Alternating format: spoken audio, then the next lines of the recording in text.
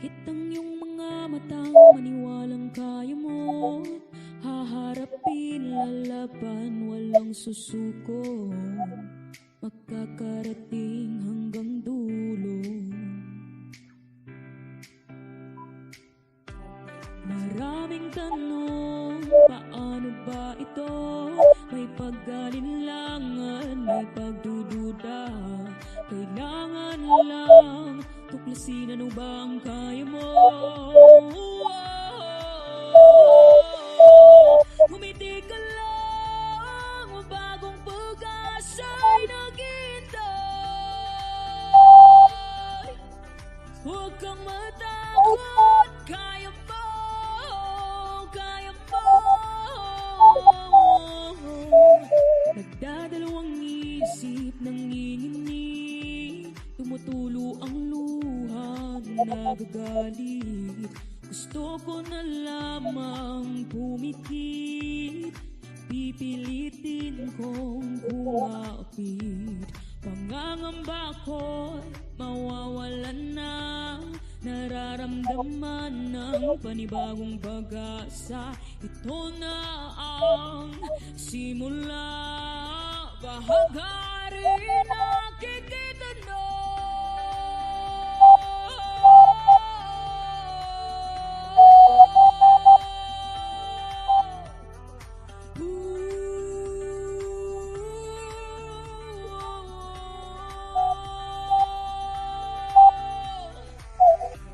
Ngumiti ka lang, bagong pag-asa'y naghihintay. Huwag kang matakot, kaya mo, kaya mo. Ngumiti ka lang, bagong pag-asa'y naghihintay. Huwag kang matakot, kaya mo.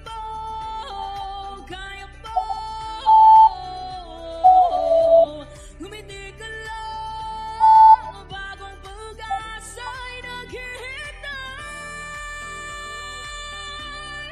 Huwag kang matakot, kaya mo, kaya mo, kaya mo.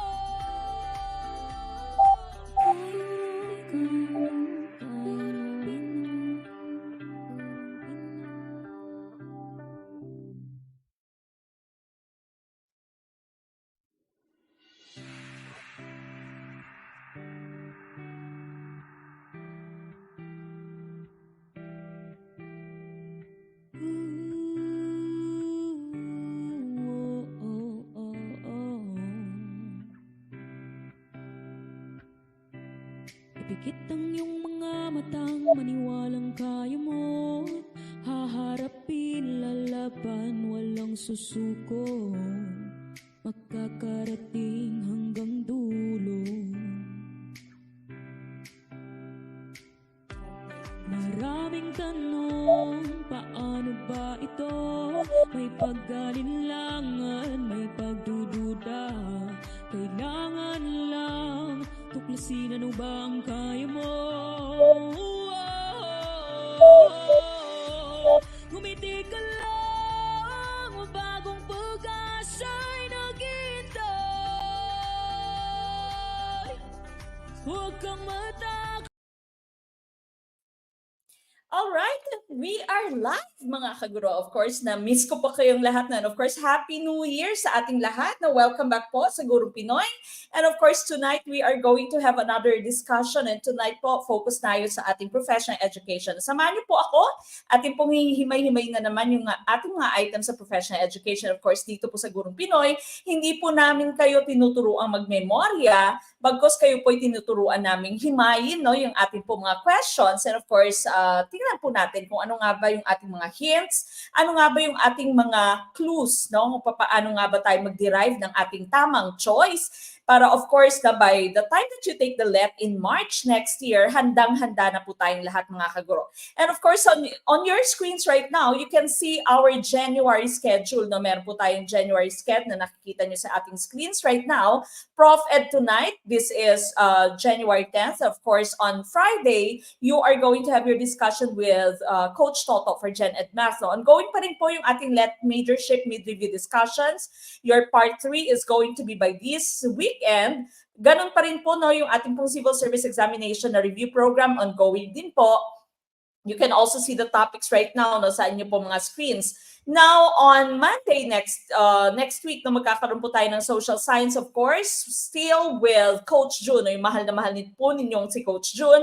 Gen Ed English, we are going to have our discussion with Coach Christ. So bago po nating coach, no, of course, we welcome her with open arms. Isa po sa ating mga bigatin din ng mga kaguro na isa sa ating mga LET passers very recent. You know, that's Coach Christ for January 17th for Gen Ed English. And of course, 19th, that's still going to be Prof Ed with me. On the 22nd, Prof Ed pa rin po tayo. 24th, ganun din po. Gen Ed Science naman, on the 26th, we are going to have Coach Reglin, no? So isa din sa ating mga passers, isa din sa ating po mga kaguro. And of course, Gen Ed Filipino on the 29th, that will be with Coach Alexis. And after that, you will have your pre-board for your majorship, your Gen Ed and Prof Ed mid-review, and of course, for our civil service naman po, you are going to have your mock test. Okay? So again, dire-diretso po yung ating pagre-review. Dito sa Gurong Pinoy, wala pong masasayang na oras, wala po tayong sasayangin sandali. Because we have our goals and of course we have to set our eyes on the prize. Andyan na, no? Magiging lisensyadong guru tayo very, very soon. Kagaya na nga lang po ng ating mga licensed professional teachers na ngayon nakita nyo a while ago. So many passers, thousands of passers from Gurong Pinoy. And of course, kasama na dyan yung ating mga top-notchers pinangunahan. Of course, ang ating top 1 for secondary level na si Coach Trilbe. No? Ang tabayanan din po, magiging coach din siya natin dito. Magigess din po si Coach Trilby. So again, good evening to all of you sa lahat ng ating mga passers. Ayan si Ma'am Alma Fe Caparoso, kapwa kaguro, hello daw. No? So LPT na ngayon. Of course, congratulations to all our LPTs sa mga nag-oath na po at sa mga mag-oath pa rin no, in the coming weeks. Congratulations. We are very happy for your success. And of course, sa ating Let Babies for March next year, Team Pavlov, mag-ingay, Pavlov A, Pavlov B, ganun din po sa ating mga Team Replay, sa ating mga newbies, hello po, sa ating Team YouTube at Team Facebook. If you are ready, kindly like, love, and of course, share na po yung ating video. Okay?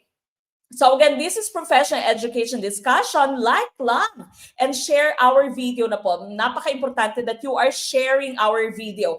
And mamaya po, i-announce ko din yung ating diagnostic test top-notcher and she or he will be receiving 10,000 pesos. That's all, of course, coming from Gurong Pinoy as our diagnostic test top-notcher. No? So, sino kaya? Ano kaya yung course ng ating pong diagnostic test top-notcher? Of course, sa ating naman pong top-notcher for the actual LET, we are still giving away 300,000 pesos for top 1, 200,000 pesos for top 2, and of course, 100,000 pesos naman po sa ating top 3. No? So, again, dire-diretso yung ating pagre-review. Wag pong mawawalan ng pag-asa, wag pong mawawalan ng gana, as you have heard sa ating pong theme song a while ago na sung by Ma'am Angelica, isa sa ating mga LET passers, kayang-kaya mo kaguro. Okay? So, andito lang po kami to guide you, all of our coaches dito po sa Gurong Pinoy. And of course, kasama po ng Diyos, no? ng ating poong may kapal, ng inyong dasal at inyong sakripisyo, sigurado ako may hit nyo po yung inyong target, and that would be to become a licensed professional teacher. Hello, Ma'am Faye Bellarmino. Nagkita daw tayo sa ICC. Sobrang cute. Okay. Kakamiss po ang boses niyo. Okay. Good evening sa lahat ng ating mga passers. And of course, gusto din pong i-mention at i-welcome yung ating mga newbies. I know we have so many new students. No? Yung mga kakapasok pa lamang po. Yung mga nag-enroll over our Christmas break. Now, good evening po sa inyong lahat. Diretso po dito sa ating kwarto, sa ating munting tahanan. Of course, we welcome all of you. And we hope that you have a wonderful time and a happy time learning with Gurong Pinoy. No? So again, hello, mag-ingay din po, Team Newbie, #newbie. Hello po, good evening po sa inyong lahat. Bakit may number 1 na? Meron ng answer si Sir Robin.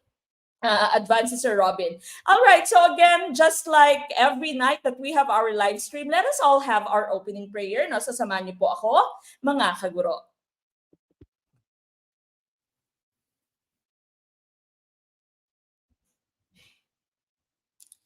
Dear Lord, I come to you to ask for your guidance and direction in this study session.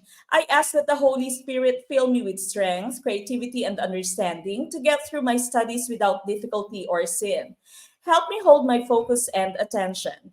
Help me to retain all that I learned. Please make my mind sharp and keep distractions at bay. If any part of my studying is weak or lacking in some way, let it be revealed so that I may correct it. Thank you for this opportunity to learn. Amen.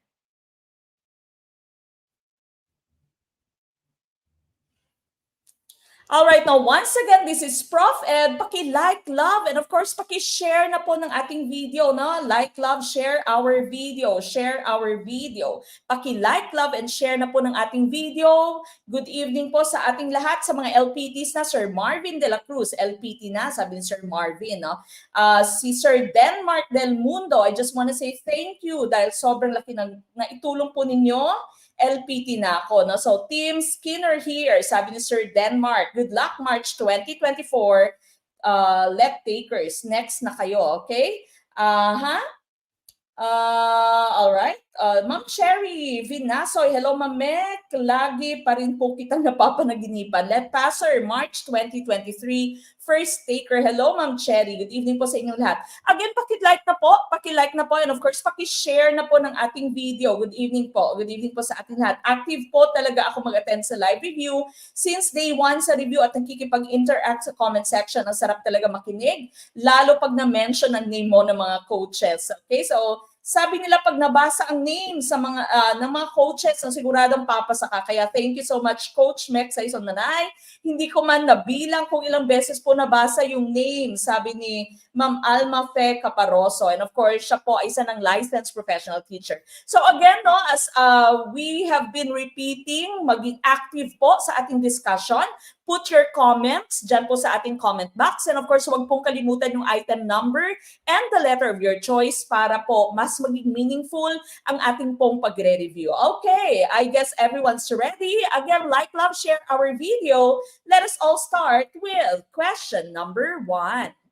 Okay, number 1, ito gas-gas na to. But this type of question, hindi po nawawala sa inyong licensure exam, no? So, palagi po siyang andyan sa let, okay? Although this is already gas-gas, lalong-lalo na dito po sa Guro Pinoy, memoryado na ito ng ating pong mga kaguro. The Philippine Association for Teachers and Educators, or PAFTE, proposed a new curriculum for teacher education to make graduates globally competitive. What type of curriculum are we talking about here? Would this be letter A, supported curriculum, letter B, hidden curriculum, letter C, assessed curriculum, or letter D, recommended curriculum? Ito kahit natulog kayo, no? Or kahit natutulog kayo, alam nyo na yung inyong sagot for item number 1. Ayan, nakikita ko na letter D. Sabay letter D, no? Yayabang, ayan.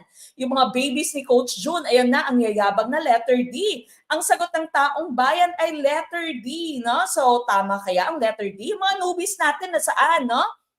Mag-ingay po lahat ng mga newbies natin. Good evening po sa inyong lahat. And of course, ang tumpak na choice natin dito would be your hints here, no? Bago natin i-reveal yung ating pong tumpak na choice, proposed by PAFTE, no? PAFTE, of course, is a recognized association for teachers and educators. And of course, ang tumpak na choice po natin dito would be letter D, recommended curriculum. Facebook user, newbie. Ma'am Mary Cray, newbie. Hello po, good evening po sa inyong lahat. And so again, this was proposed by PAFTE, a recognized association of teachers and educators. And of course, we are looking for recommended curriculum. Let's take a look at our slide. No? So ito po ang different types of curriculum. If you are still not subscribed to our YouTube channel, punta nyo po yung ating YouTube channel. Ulit-ulitin po lahat ng ating mga videos. At least 3 videos every day. No? Gawin nyo pong playlist yung ating pong mga videos para sigurado po, of course, na maipasa po yung inyong licensure examination for teachers. So here, you have the different types of curriculum and you can also find this sa ating pong YouTube channel. Meron po tayong 3 videos on curriculum development. So what are the different types of curriculum that we have? Unang-una, no, ang ating pong choice kanina was recommended curriculum. Rekomendado ng scholars at ng mga organisasyon, gaya na lamang po ng PAFTE. And so letter D, recommended curriculum po kanina yung ating hinahanap.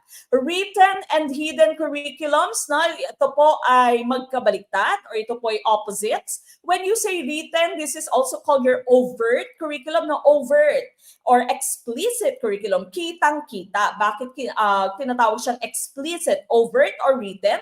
Kasi nakastate po siya mismo dyan sa inyong school documents. Na andyan po siya sa mga documents na nakita natin sa ating school. So that's written curriculum, overt or explicit curriculum. Ang hidden curriculum nyo naman po, ito po ay tinatawag din minsan na implicit, implied curriculum, or covert curriculum. No? So hidden, it is not stated in the documents, but unintentionally, ito po ay nai-imbibe, ito po ay nalilearn ng ating mga estudyante. No? So magkabaliktad po sila, written curriculum, andyan sa documents ng inyong school, while hidden curriculum wala sa documents, pero natututunan ng ating pong mga estudyante. Okay, another two types of curriculum that are also opposites are your taught curriculum and learned curriculum.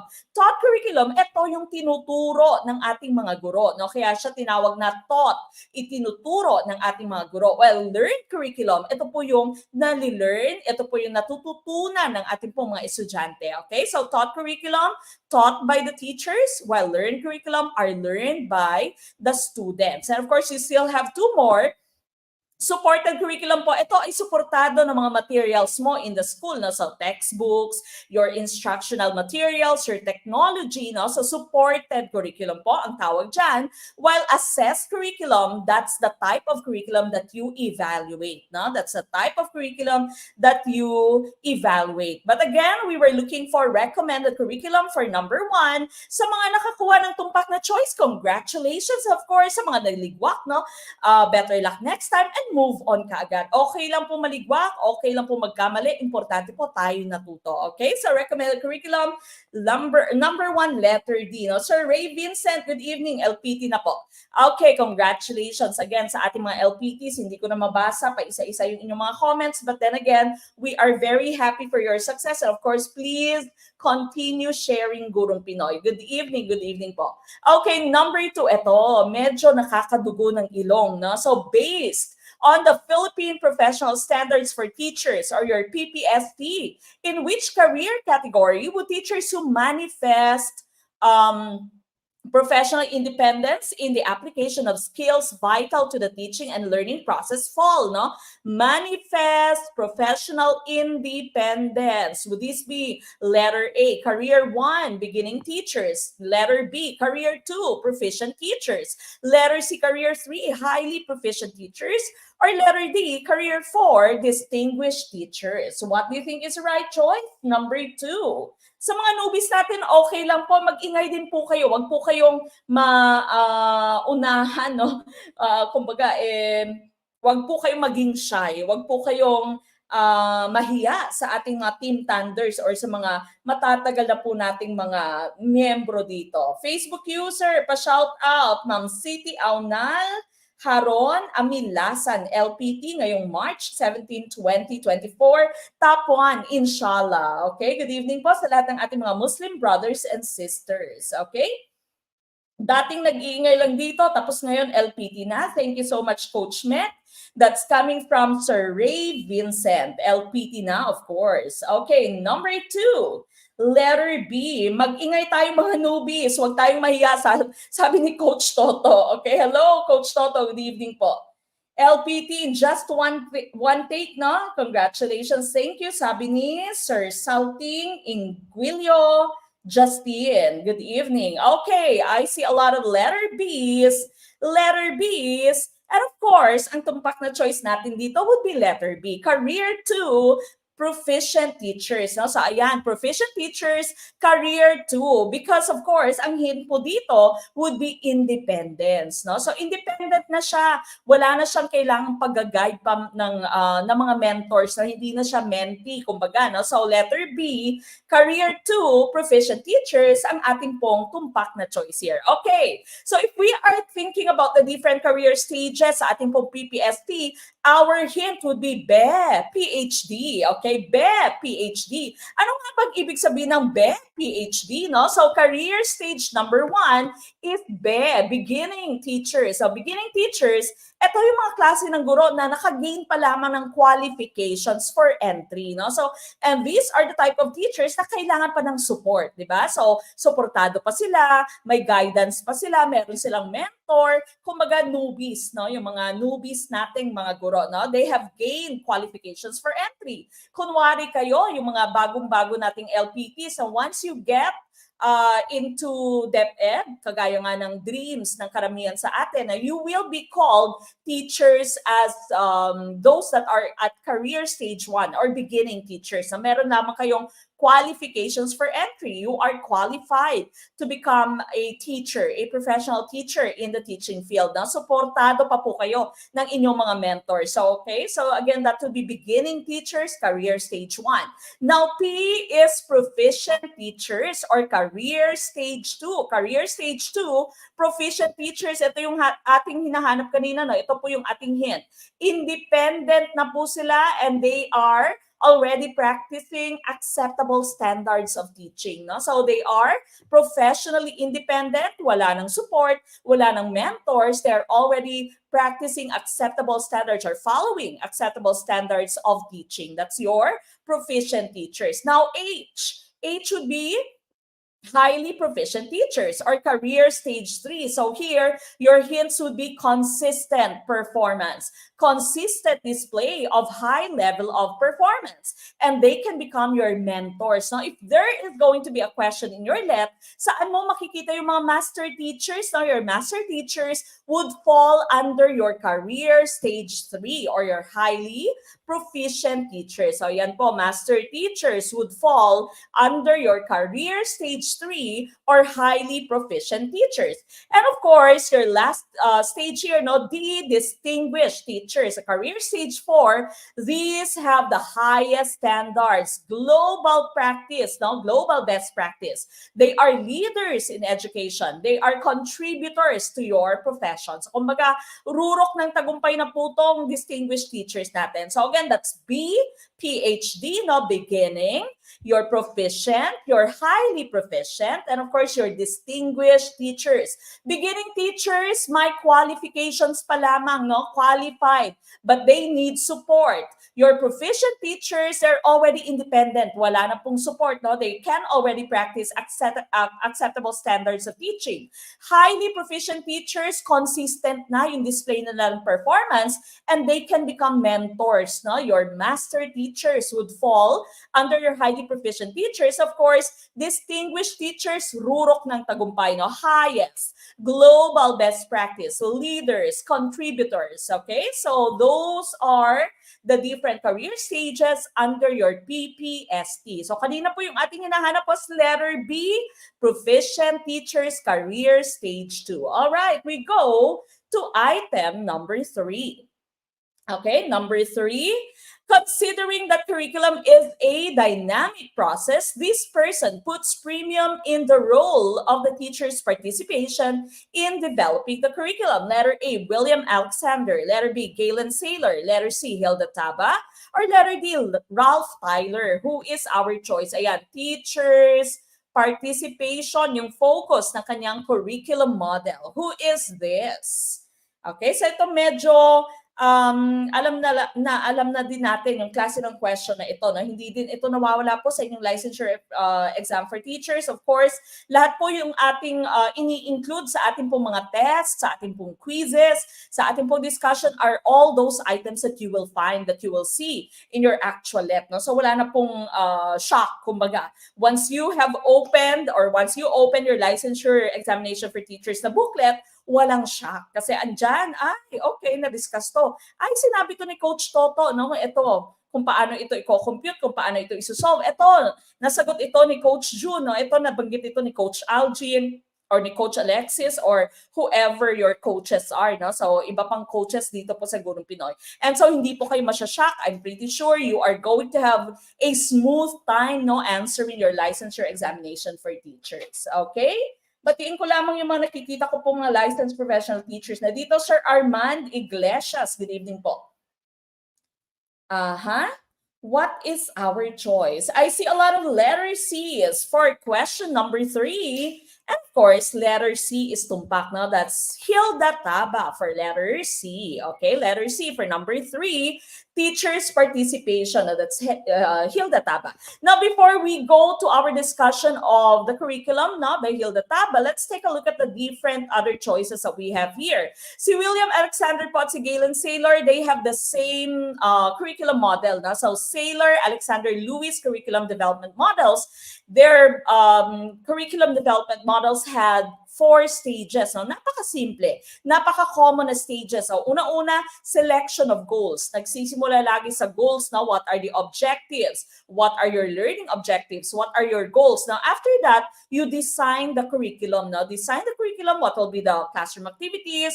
Are there going to be any field trips? So, mag-field trip ba sila? Meron bang simulation na magaganap? Meron ba silang out-of-school na activities? So, you design the curriculum.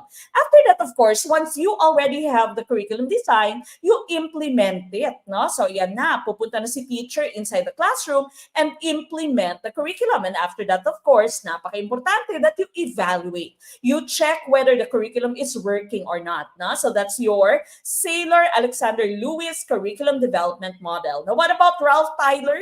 Si Ralph Tyler, halos ganun din. No? So, isa sa mga pinakalumang models ng curriculum. And of course, until now, ginagamit pa rin po yung model ni Tyler, Tyler's model of curriculum. Nagsimula sa objectives, then you have your experience, then you have your organization of the experience, of course, you have your evaluation. So yung pinakaiba lamang po nila, halos magkakaparehas, objectives, experience, na experience would fall under curriculum design.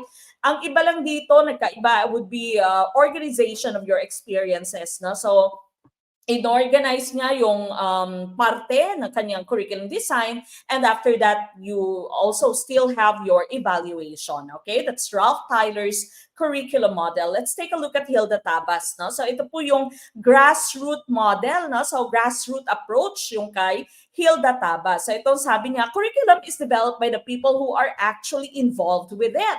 And so ito po yung tinatawag natin mga guro, of course. Sila yung mga nasa laylayan, kumbaga, no? Sila yung mga nasa grassroots talaga ng teaching process, yung ating mga guro. And so, there is no one na mas may karapatan para maging involved sa paggawa ng curriculum, kundi yung mga guro. Kasi, of course, sila mismo yung mga makakasama na mahaba ng ating mga estudyante at sila mismo yung magtuturo inside the classroom. Now, after that, teachers, student, and major stakeholders are involved in the making of the grassroots model. Even the students are involved, no? So meron ding feedback coming from the students. And then Hilda Tabas model is based on the grassroots approach of curriculum. Decision-making approach is decentralized, which means that decision-making work is distributed and not done by high authorities only. No? So kumbaga may decentralization ng lahat ng decisions na inyong pong gagawin. Hindi siya manggagaling lamang sa DepEd, pero may say yung mga principals, may say yung mga teachers, may say yung mga students, and other stakeholders. No? If you can remember the term stakeholders sa mga unit earners natin na medyo maaring mahina, no? Yung atin pong background sa Prof Ed, kaya tumutok po kayo sa ating Prof Ed, no? When you say stakeholders, this is, or when you hear the term, or when you read the term stakeholder, this is any person that is involved in the learning process. Maaring parent, teacher, student, maaring politicians natin, o yung mga policy makers natin, yung principals mo, master teachers mo, yung mga sponsors, no? So lahat po ng involved sa education process, you'd call them your stakeholders. No? Sa mga unit earners natin, no? Mag-ingay po yung mga unit earners natin, wag po kayong mabahala, no? Kami pong bahala sa inyo, sa Gurong Pinoy, no? Sa Prof Ed, no? Panghawakan niyo po yung Gurong Pinoy talaga sa ating Prof Ed. Wag po kayong magmemorya, wag po kayong makinig lamang, no? Ang importante po ay naintindihan ninyo yung konsepto, alam nyo maghanap ng clues, no? Alam nyo kung bakit ito yung naging sagot. No? Marami po sa ating mga top notchers are unit earners, no? So, Ma'am Trilbe, top 1, September 2023, licensure exam for teachers, secondary level, no? She was also a unit earner. Si Coach Toto was also a unit earner. So, dito talaga nahasa na yung Prof Ed nila sa Gurong Pinoy. So, lahat ng mga unit earners, hello, good evening po. Ayan, yon, tayo yon, sabi ni Coach Toto, okay? So, wag pong kabahan, basta kapit lang, makinig ng mabuti, makinig ng maayos, no? At isa puso, lahat po ng ating discussion dito, maintindihan nyo po kung bakit ganito yung sagot sa ating po mga Prof Ed questions. Okay, we go to the next item. Ayan. Ito, hindi din ito nawawala, no? Palaging andyan, present po si Piaget, no? So, in Piaget's theory of cognitive development, at what stage would you find a child who started thinking logically about concrete objects and events but have difficulty understanding abstract or hypothetical concepts? So, this be letter A, sensory motor stage, letter B, pre-operational stage, letter C, concrete operational stage, or letter D, formal operational stage. Good evening kay Sir Jonas or Daniel. Thank you, Gurong Pinoy and Coaches. Team Skinner here, September 2023. God bless March 2024 takers. Claim nyo yan.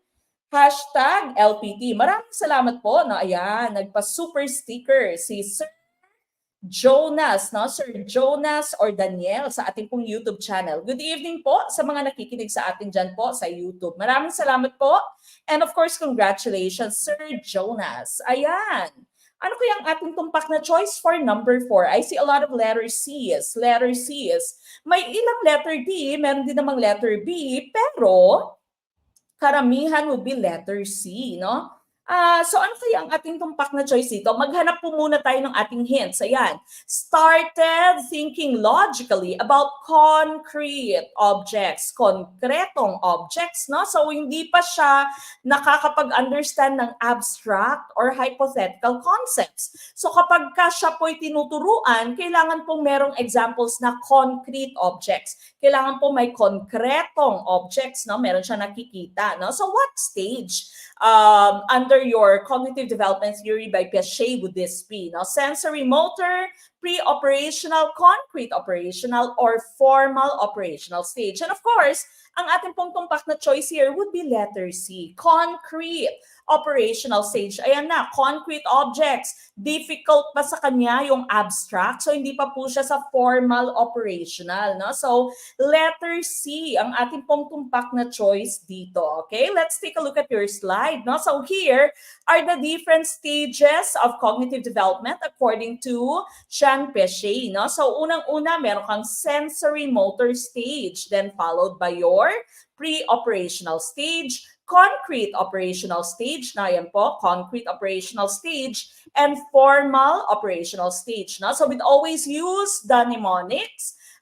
Smart people cook fish. Again, smart people cook fish. Sensory motor, pre-operational, concrete operational, and formal operational. Now let's take a look at the different characteristics of our students or our kids at each stage. No? Sa una-una, sensory motor stage from birth to age 2.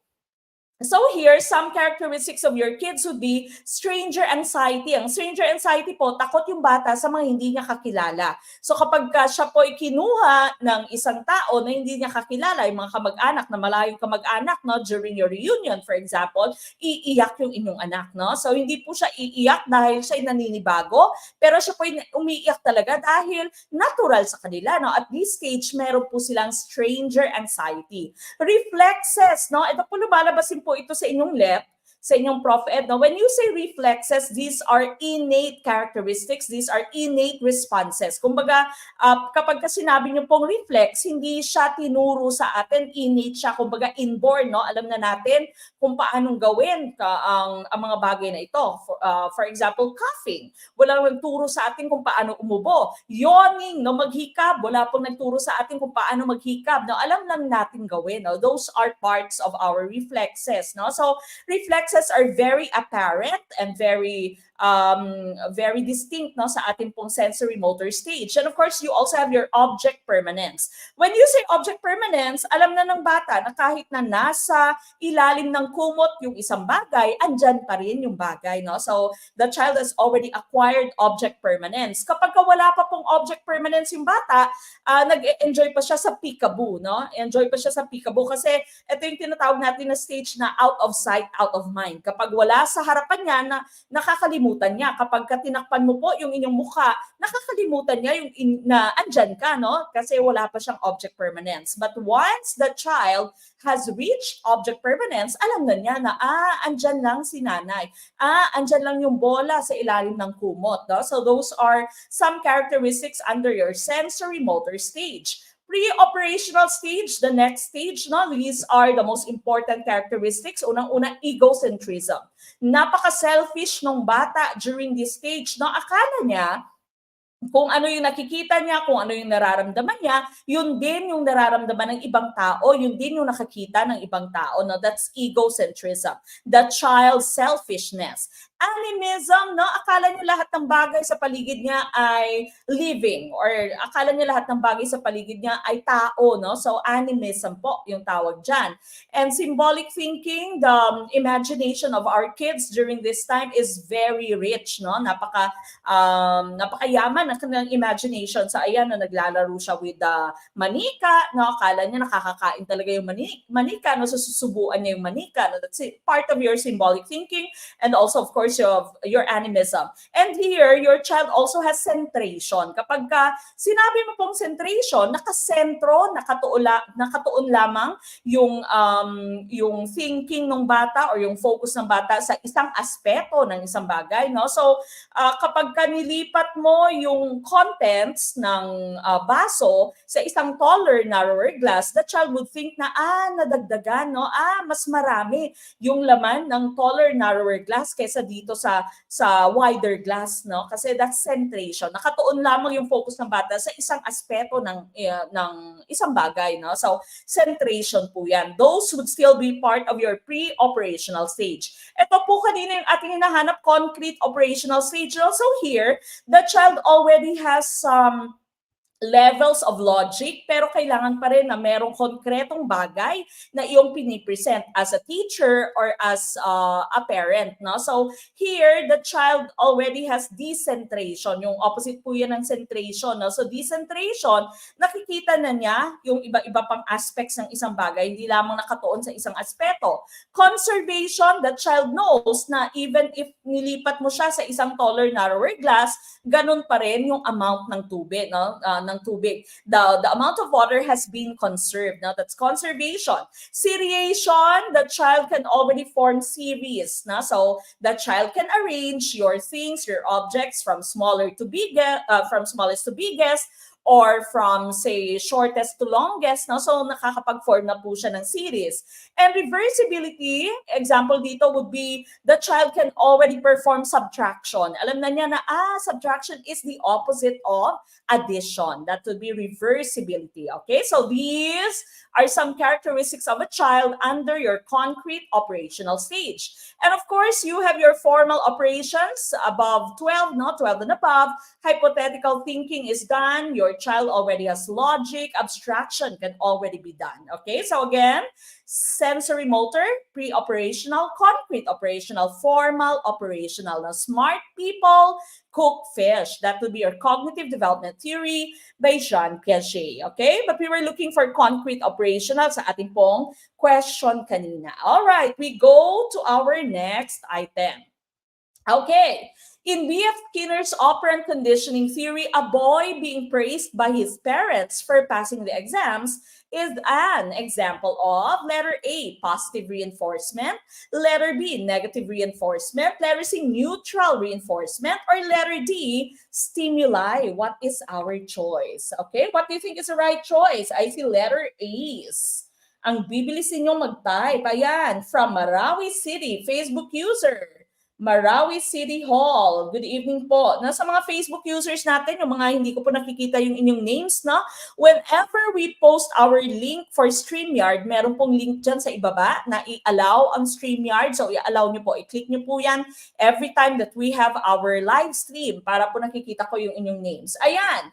Ma'am Juvie Vistar, good evening po. Sabi ni Ma'am Juvie, wala kita yung magkita ay pag-oath taking sa Iloilo. Hindi daw kami nagkita na nag-oath taking sila sa Iloilo. Proud Team Skinner. Congratulations, Ma'am Juvie.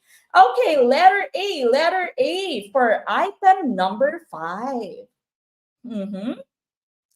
Tama kaya ang letter A for item number 5? No? So here, ang ating pong sitwasyon dito, we are talking about B.F. Skinner's operant conditioning theory at kailangan nyo pong maalala, no, kapag ka B.F. Skinner po yan, operant conditioning theory, it would always involve reward and punishment. Reward and punishment. Kapag ka may question about B.F. Skinner sa inyong licensure examination for teachers, that would always be with reward or punishment. No? So here, ang isang bata ay na-praise. No? So na-praise siya ng kanyang parents for passing the exams. This would be an example of positive reinforcement, negative reinforcement, neutral reinforcement, or stimuli. No?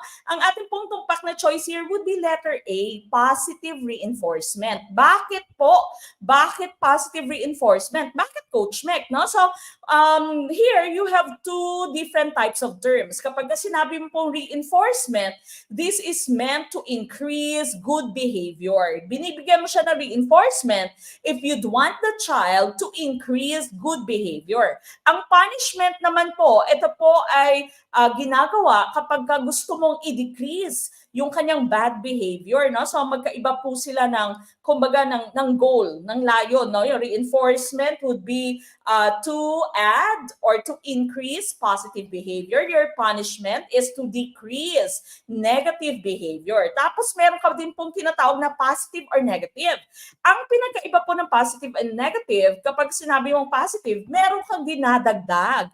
Pero sa negative naman po, meron kang inaalis, no? So maari po kahit na punishment, po pwede po siya maging positive punishment kapag ka meron kang dinagdag para ma-decrease niya yung bad actions niya, no, or bad behavior niya, that would still be called positive punishment. So it does not follow na punishments would always be negative, no? So yung ating pong hinahanap dito would be positive reinforcement. Let's take a look at our examples. Kunwari ito, usapang jowa. Kasi kapag usapang jowa po, kayo po ay nakaka-relate lagi, no? Hello po sa mga may jowa dyan, no? So hello, kaway-kaway sa mga masasaya yung mga love lives, no? Sasabihin na naman ng mga bitter, nako, maghihiwalay din kayo. Okay, so sa mga may love lives dyan, no? Sa mga healthy at masaya yung love life, no? Kunwari, gustong-gusto ng jowa mo na ikaw ay sweet-sweetan, no? Gustong-gusto ng jowa mo na palagi kang may regalo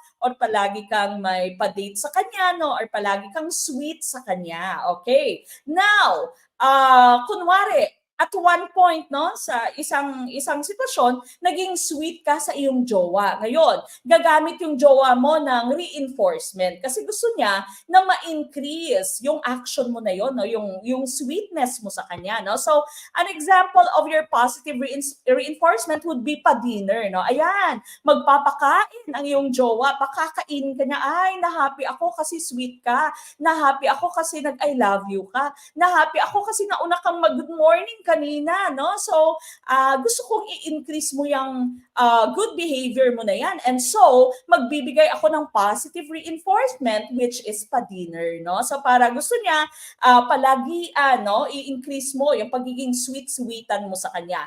Now, what about your negative reinforcement? Ano naman yung negative reinforcement? Kunwari, no? Kunwari, mahilig kang mag-Mobile Legends or mahilig kang mag-mobile games, no? Yung negative reinforcement, meron siyang kinuha, pero it is still meant to increase your sweetness, no? Your positive action. At ito, sinabi niya, okay, aalisin ko na yung limit mo sa playing of your mobile games, no? Hindi ko nababawalan o hindi ko na ipagbabawal na ikaw ay naglalaro ng mobile games kasi nga parang kumbaga parang reward mo siya, no? Although it is negative reinforcement kasi kinuha niya yung limit mo sa paglalaro ng mobile games. Okay? So it is still meant to to increase your positive action of being sweet to your jowa, okay?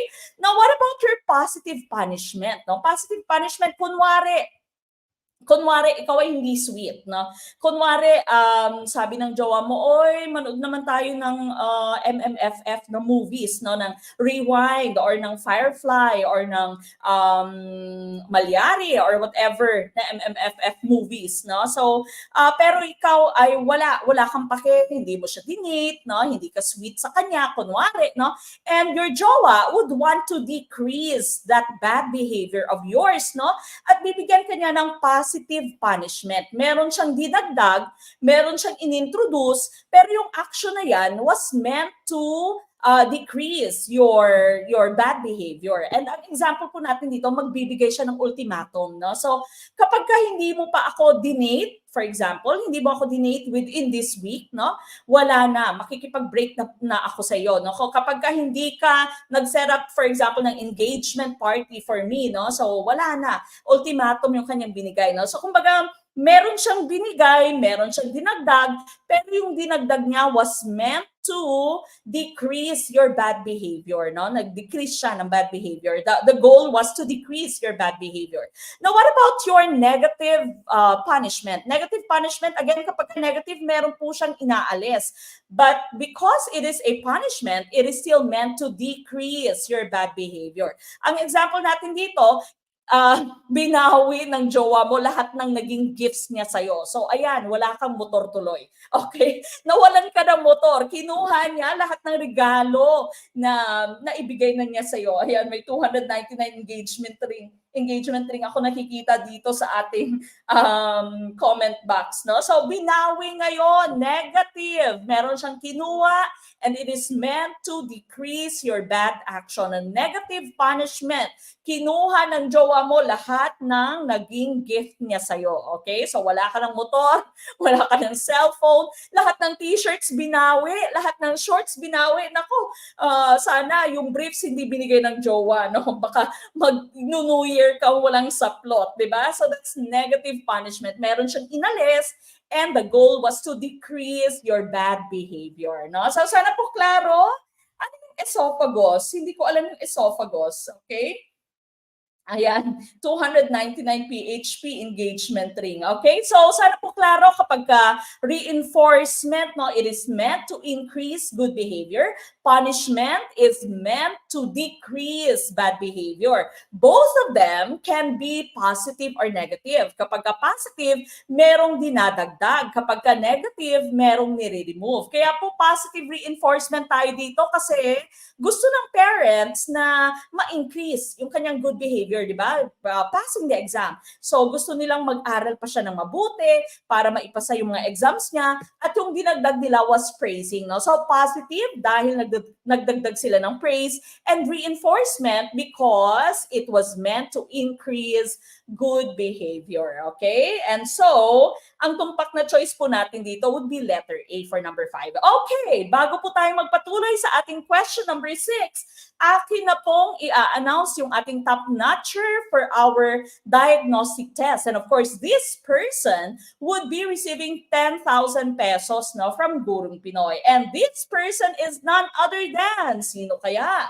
Ikaw na kaya to, no? Ikaw na po kaya itong makakatanggap ng 10,000 pesos as top notcher sa ating pong diagnostic test. Ang ating pong tumpak na choice, ang ating pong winner is none other than Ma'am Shiraz Don Tanginan. Okay, she got 93%. Sana po na-pronounce ko na maayos yung inyong pangalan. Ma'am Shiraz or Ma'am Shiraz, no? Or Ma'am Shaira, baka silent Z, no?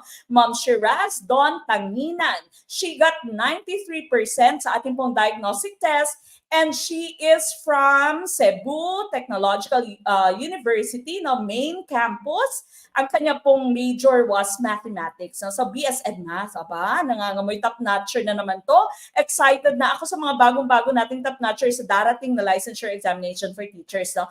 Sigurado ako meron ulit tayong top 1 sa ating pong LET March 2024. No? Kasi si Ma'am Shiraz doon, top siya sa ating diagnostic test and she's also a math major. Di ba? Yung mga nakalipas nating top notchers, yung mga top 1 natin, Coach Toto, math major. Si Ma'am Trilbe, math major. No? So, baka, ayan na, no? Magdilang anghel po sana ako. Ma'am Shiraz, Don Tanginan, 93% for our diagnostic test. She will be receiving 10,000 pesos. So, mag-send lamang po kayo ng message sa ating Facebook page. Pag hindi po kayo na-replyan tonight, no?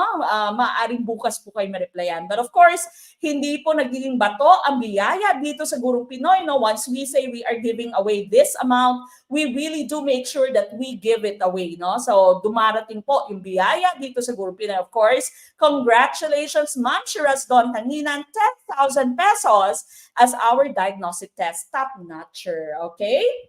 Hala, pwede bang mag-shift sa math, no? And so, si Ma'am Shiraz po ang ating winner ng 10,000 pesos. Okay, we go to item number 6 and move on na kaagad sa number 6, di ba? Number 6, what is the concept that refers to the reduced function or loss of a specific part of the body or an organ? Would it be letter A, impairment, letter B, handicap, letter C, disability, or letter D, none of these? What is our choice? Okay, what is our choice for item number 6? No? So again, if you'd want to watch our full-length video, hindi na puputol yung video, nada-download nyo po yung ating files, pwede pong i-replay yung ating mga videos, become a member of Team Pablo, very easy, just send a message. Kung nanonood po kayo ngayon sa Facebook page natin, mag-send po na message sa ating Facebook page, or mag-send po na message sa ating YouTube channel, not sa YouTube channel, kayo po ay nanonood sa YouTube channel natin, mag-send pa rin po na message sa ating Facebook page. Okay? So, hintayin lamang po ang reply ng ating admin para po kayo ay maging member sa Gurong Pinoy. Okay? Number 6. I see a lot of letter A's. Impairment. Impairment. What is the concept that refers to the reduced function or loss? Ito po yung ating hint, no? Specific part of the body or an organ. Ang ating pong tumpak na choice here would be letter A. That would be impairment. Okay? Impairment ang ating pong tumpak na choice for item number 6. No? So ito po yung ating infographic dito. No?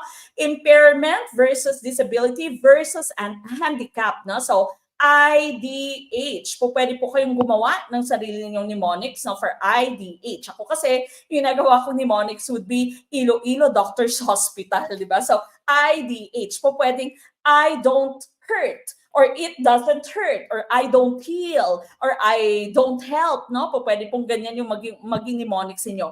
I don't, or it doesn't hurt. It doesn't hurt.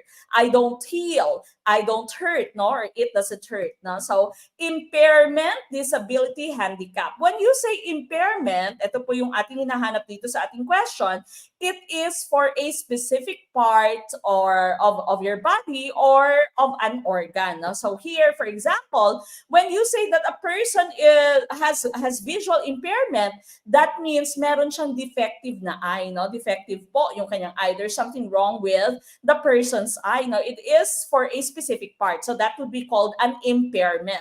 Disability, from the term ability and this, no, yung prefix na this, you are not able to do something. Inability or inability to do something because of an impairment. So for example, you say a visual disability means having an abnormal eyesight. Hindi ka nakakakita na maayos dahil you have a disability, no? You have a visual disability which is caused by an impairment sa inyo pong mata. And of course, when you say handicap, it is a disadvantage na sa ating society, no? So when you say handicap ka, you are at a disadvantage in our society because you have an impairment or you are disabled, no? So that's your handicap. So again, IDH, impairment, specific part of your body or specific organ. Disability, you are not able to do something because of an impairment. And handicap, you are at a disadvantage in our society because of an impairment or because of a disability. So IDH, Iloilo Doctors Hospital, or it doesn't hurt, or I don't help, or I don't heal, no? Po pwede. Okay? So, depende po sa inyo kung ano yung mnemonics nyo. Okay? So, letter A for item number 6. We go to item number 7. May math handicap daw, sabi ni Facebook user. Number 7.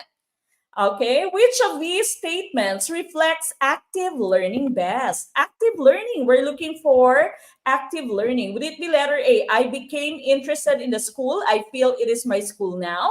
Letter B, I need more support, a network from which I could learn? Letter C, I hear and I forget, I see and I remember, I do and I understand. Or letter D, I have found that one key to students' development is providing criteria for performance. What is our choice? Okay, I see letter C is. Okay, letter C kaya ang ating tumpak na choice? Haba, sabi ni Coach Toto, yung siya lang nakikita mo na andito naman ako, impairment yan. Ma'am, si Ma'am Shira Pia. I don't hoy. Ma'am Shirapia LPT na, congratulations po. Sabi ni Sir Miguel Buban, I don't hoy. I don't hoy, no, IDH. Impairment, disability, and handicap. Okay, letter C is for number 7. We're looking for your active learning. Active learning, and of course, ang tumpak na choice here would be letter C. Tama po, no? I hear and I forget. I see and I remember, I do and I understand. So that means you have to give your students active learning activities, no? So dapat aktibo or active yung ating mga estudyante inside the classroom so that they would be able to understand and they would be able to remember everything that they've learned, no? So with this, of course, relate po dito, of course, yung ating Edgar Dale's Cone of Experience na hindi din nawawala sa ating licensure examination. Remember, no, reading, only 10% is remembered after 2 weeks. When you hear words, only 20% you can remember. 30% of what you see, 50% of what you see and hear. So, kunwari dito sa ating pagdi-discuss, you can see it, you can hear it, so maaaring 50% yung inyo pong maaalala after 2 weeks. So, 70% of what we say. So, sometimes some people, ang ibang mga estudyante, inuulit-ulit nila, di ba? Yung words, inuulit-ulit nila. Because 70% of what you say, you remember, but you remember 90% of what you say and do, no? So dapat talaga active learning is best whenever we try to learn, okay? So letter C ang ating pong tumpak na choice. We go to item number 8. When objects we are perceiving are near each other, we perceive them belonging together. This is the letter A, law of similarity, letter B, law of closure, letter C, law of proximity, or letter D, law of good continuation. Ayan. When objects we are perceiving, yung ating pong tinitingnan, are near each other. Near would be your hint, no? Are near each other, we perceive them belonging together. So what would this be, no? According to your gestalts. Under gestalts po ito. Letter A, law of similarity. Letter B, law of closure. Letter C, law of proximity. Or letter D, law of good continuation. Again, you have the hint near. Facebook user, hindi ko po nakikita yung inyong name. Yung nagtanong po a while ago. Okay, tumpak na choice of course natin here would be letter C, law of proximity. When you say proximity, di ba, it pertains to how near or how close you are to each other, no? So, gaano kayo kalapit. Okay, so law of proximity po yung ating hinahanap dito. Let's take a look at your slide, no? So, here are some examples of the Gestalt laws, no? The first one is law of similarity.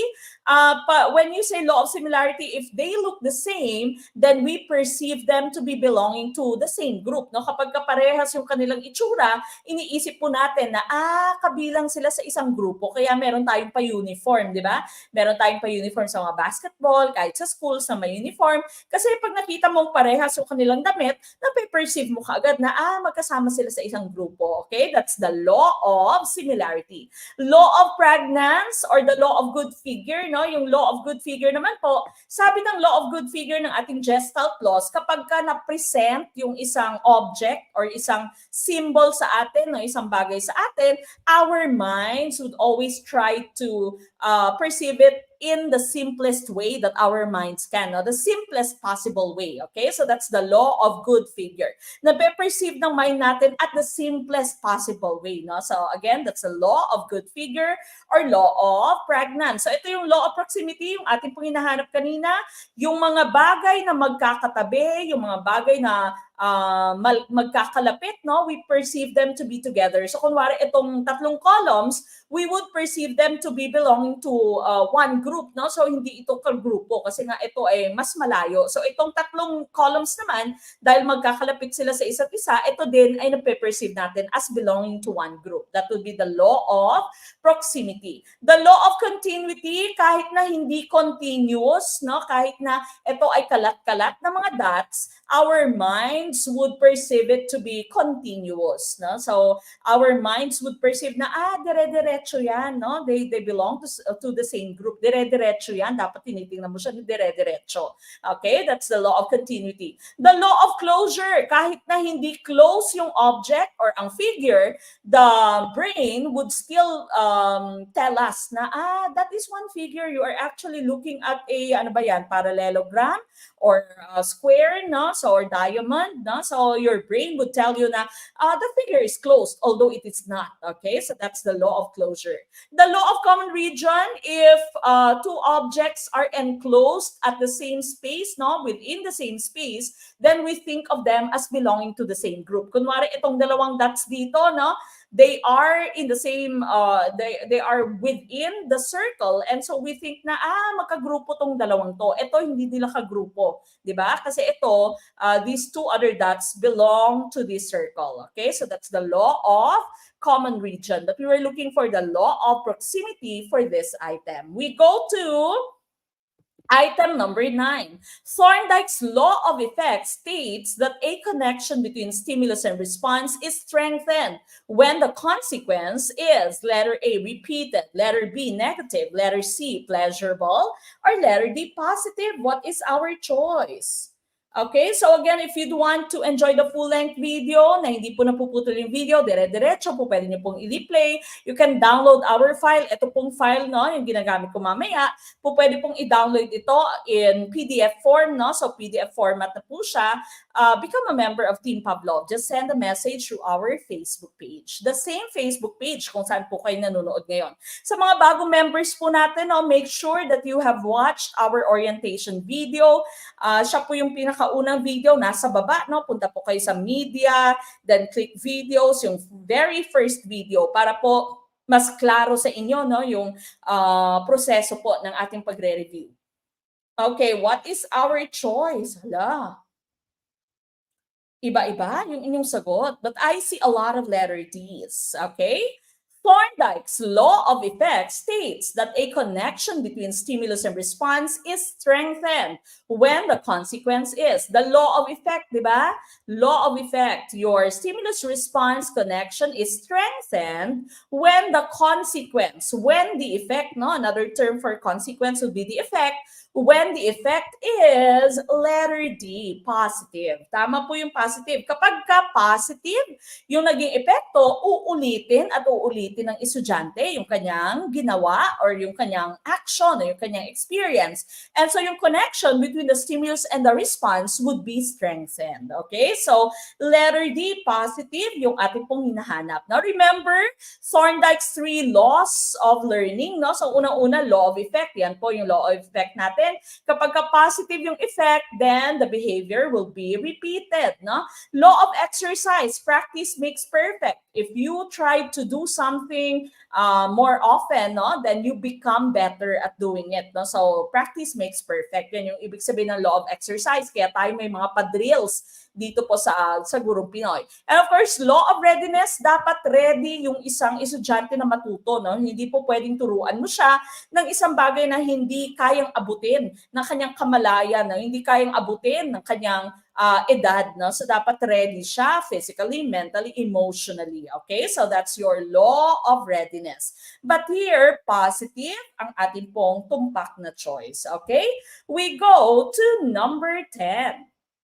Teacher John provided opportunities for his pupils to work collaboratively, grouping them to complete a particular task. What is this strategy called? Letter A, vocabulary building. Letter B, scaffolding. Letter C, discrimination activities. Or letter D, jigsawing. What is our choice? Uh-huh. Ma'am Tess, positive answer ko doon pero wrong ako. Yung inyo pong choices sa quizzes na iiba po, no? So wag niyo pong tatandaan yung position or yung position, no? Yung position po ng inyong choices, tandaan niyo po yung pinaka-word, no? So dapat po positive yung ating sagot, positive. Okay, what is our choice for for number 10? No? Teacher John provided opportunities for his pupils to work collaboratively. This is collaborative work for your students. No? So that means the students are going to work with each other. And so Teacher John grouped them to complete a particular task. What is this strategy? Vocabulary building, scaffolding, discrimination activities, or letter D, jigsawing? The correct choice here, of course, I see a lot of letter D's, and that would be tumpak. Jigsaw po, no? Jigsaw puzzle or jigsaw, yung tinatawag natin sa teaching strategy na to. Ano nga ba yung jigsaw? No? So kunwari, meron kang home group, no? Sa isang grupo, makinig po, sa isang grupo, may 4 members, no? So member 1, member 2, member 3, member 4, may kani-kanya po silang topic. May isa-isa, meron po silang bawat topic, bawat isa, no? And group or member number 1 ay pupunta po sa, ay hindi pala number 1 si Red, sorry, no? So number 1, number 3, no? Member number 3 pala to. Yung number 1 po pala natin is green, then yellow is member number 2, your red is member number 3, and blue is member number 4. So magkakagrupo po sila. But for them to complete an activity, i-jigsaw po sila. Paghihiwa-hiwalayin po sila at kada membro po ay merong grupo din, no, na sila po yung magdi-discuss ng kanilang topic, no. So expert group number 1 will be discussing one topic, expert group number 2 different topic, and so on. After this discussion with the different members of these expert groups, each member would go back to their home group, no? At kumpletuhin po nila yung task na binigay sa kanila. Okay? So this is called jigsaw. Jigsaw po ang tawag sa strategy na ito that we can use. No? It's a very creative and it's a very interesting strategy that you can use in your classroom. Now, vocabulary building, very easy. The students are given opportunities to build their vocabulary, to adapt to the words that they can use. Scaffolding, when you say scaffolding, di ba, kay Vygotsky, when you say scaffolding, anything, any help, any aid that you give to a student, that would be termed scaffold, a scaffold. Discrimination activities, when you say discrimination, you know the difference between A and B, no? So, differences lang. But here, jigsawing, ang ating pong tumpak na choice because we are talking about collaborative work to complete a task. Okay, so letter D is tumpak. Hi, Sir Nimuel Salvo. Good evening po. Sabi ni Sir Miguel Buban. All right, we go to item number 11. Mrs. Valdez asked her grade 10 class to read biographies, encyclopedias, history books, and the like during their free time. She is a believer of what philosophy? Letter A, social reconstructionism. Letter B, behaviorism. Letter C, perennialism. Or letter D, essentialism. No? So isa sa mga isms of education. Meron po tayong video on isms of education sa ating YouTube channel at meron din po tayong kinakat, no, sa ating TikTok. No? Meron po tayong TikTok, Gurong Pinoy Let. Hanapin niyo po yan. Some of our detailed discussions nandun po sa ating TikTok account. Okay, what is our choice? Number 11. What do you think is the right choice for item 11? Item